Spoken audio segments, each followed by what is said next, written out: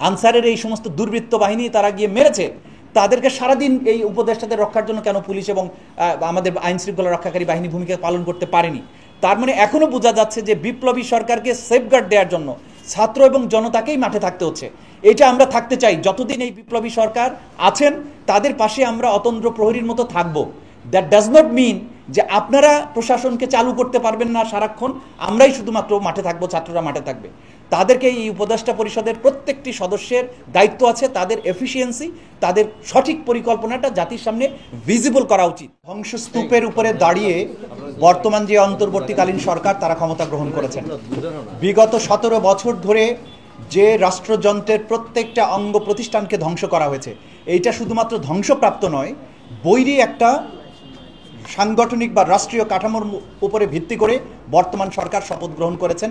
একই সাথে আপনাদের মাথায় রাখতে হবে যে শত শত শহীদের স্বজনদের এই বিচার প্রাপ্তির যে নিড, তাদের যে দাবি, তাদের যে শোক, তার আগের দীর্ঘ সময় ধরে পূর্ববর্তী সরকারের নির্যাতন এবং নিপীড়নের ফলে মানুষের মধ্যে যে গভীর বঞ্চনা, বাংলাদেশের ফাইন্যান্সিয়াল ইনস্টিটিউশনগুলোর মধ্যে যে পর্বত প্রমাণ, যেটা গতকালকে প্রধান উপদেষ্টা তার বক্তব্যে বলেছেন যে হিমশৈলের অগ্রভাগ, টিপ অফ দি আইসবার্গ, যে পরিমাণ দুর্নীতি সামনে আলোচনায় আপনারা এনেছেন, তার পেছনে যেটা রয়েছে সেটা পর্বত সম।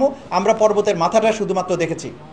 এইরকম একটা অবস্থায় একটা গৃহযুদ্ধ বিধ্বস্ত একটা রাষ্ট্রে, যেখানে ফাইন্যান্সিয়াল সিস্টেমটাকে ধ্বংস করা হয়েছে, রাজনৈতিক কাঠামোটাকে ধ্বংস করা হয়েছে, নির্বাচনী ব্যবস্থাকে ধ্বংস করা হয়েছে, মানবাধিকারকে ধ্বংস করা হয়েছে, মানুষদেরকে নিপীড়ন করতে করতে এমন একটা পর্যায়ে নিয়ে যাওয়া হয়েছে যেখান থেকে মানুষ আর পেছনে যেতে পারেনি, রুখে দাঁড়িয়েছে। এই বাস্তবতায় আমরা যে সরকারকে ক্ষমতায় বসিয়েছি, যেটা প্রধান উপদেষ্টা খুব রাইটলি বলেছেন যে তিনি ছাত্রদের অনুরোধে দায়িত্ব গ্রহণ করেছেন এবং তাদের এই নিয়োগকে অনুমোদন করেছেন জনগণ। তার এই বক্তৃতার মধ্য দিয়ে এটা খুব স্পষ্ট হয়েছে যে এই জনগণের যে আকাঙ্ক্ষা, পিপলস অ্যাসপিরেশনের ভিত্তিতেই এই সরকারটি এসছে। সুতরাং জনগণ যখন চাইবেন তারা চলে যাবেন, জনগণ যতদিন তারা চাইবেন ততদিন তারা রাষ্ট্রের কাজ করবেন। এইখানে আপনি যে প্রশ্নটা করেছেন, আমাদের সদস্য সচিব মহোদয় ইতিমধ্যে আপনাদের সামনে পরিষ্কার করেছেন যে এই সরকারের সাথে রাজনৈতিক দলের সমন্বিত কাজ করার জন্য একটা সমন্বয় টিম করা দরকার ছিল।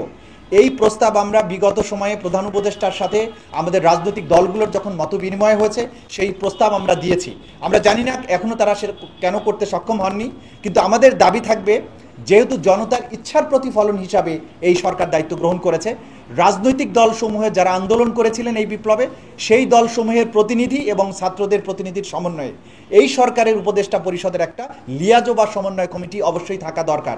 এটা আমরা তাদের সমালোচনা করছি না, কিন্তু আমরা মনে করি যে তাদের এই কাজটা না করলে সমন্বয়ের অভাবে অনেক সমস্যা হবে। দেখুন, রাষ্ট্র সংস্কারের একটা বিরাট ক্রাইম নিড আমাদের আছে। আমাদের ছাত্ররা রাষ্ট্র রিফর্ম করার কথা বলছে।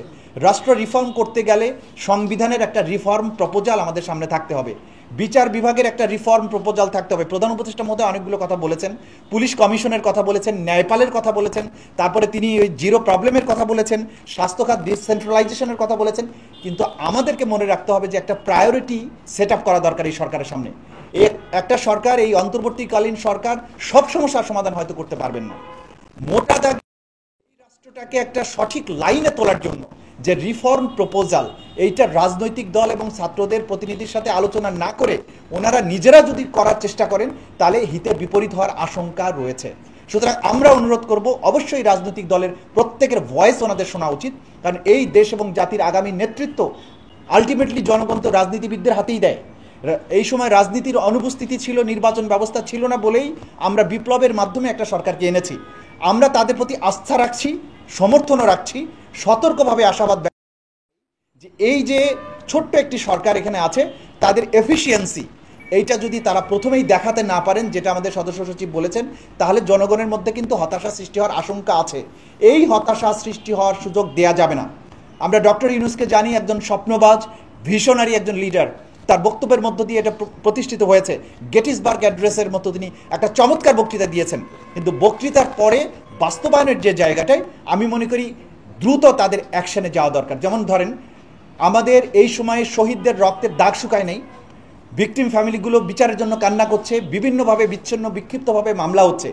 এটা সমন্বিতভাবে এই বিচারটা আমরা কি পদ্ধতিতে করতে চাই, এটা একটা নীতিমালা যদি নির্ধারণ না হয়, আন্তর্জাতিক অপরাধ ট্রাইব্যুনালের বিচারের কথা অধিকাংশ মানুষ বলেছেন, কিন্তু আন্তর্জাতিক অপরাধ ট্রাইব্যুনালের নানা কারণে যে বিতর্ক আছে সেই আইনটা সংশোধন অবিলম্বে হওয়া দরকার। নতুন প্রসিকিউশন টিম, নতুন ইনভেস্টিগেশন এজেন্সি নিয়োগ দেওয়া দরকার। পুলিশের যে সমন্বয়হীনতা আছে, যে সবগুলো থানায় এখনও সঠিকভাবে অফিসার নিয়োগ দেওয়া হয়নি, ফলে গতকালকে ছাত্রদেরকে আনসারের এই সমস্ত দুর্বৃত্ত বাহিনী তারা গিয়ে মেরেছে, তাদেরকে সারাদিন এই উপদেষ্টাদের রক্ষার জন্য কেন পুলিশ এবং আমাদের আইন শৃঙ্খলা রক্ষাকারী বাহিনী ভূমিকা পালন করতে পারেনি। তার মানে এখনও বোঝা যাচ্ছে যে বিপ্লবী সরকারকে সেফগার্ড দেওয়ার জন্য ছাত্র এবং জনতাকেই মাঠে থাকতে হচ্ছে। এটা আমরা থাকতে চাই, যতদিন এই বিপ্লবী সরকার আছেন তাদের পাশে আমরা অতন্দ্র প্রহরীর মতো থাকব। দ্যাট ডাজ নট মিন যে আপনারা প্রশাসনকে চালু করতে পারবেন না সারাক্ষণ, আমরাই শুধুমাত্র মাঠে থাকবো, ছাত্ররা মাঠে থাকবে। তাদেরকে এই উপদেষ্টা পরিষদের প্রত্যেকটি সদস্যের দায়িত্ব আছে তাদের এফিসিয়েন্সি, তাদের সঠিক পরিকল্পনাটা জাতির সামনে ভিজিবল করা উচিত।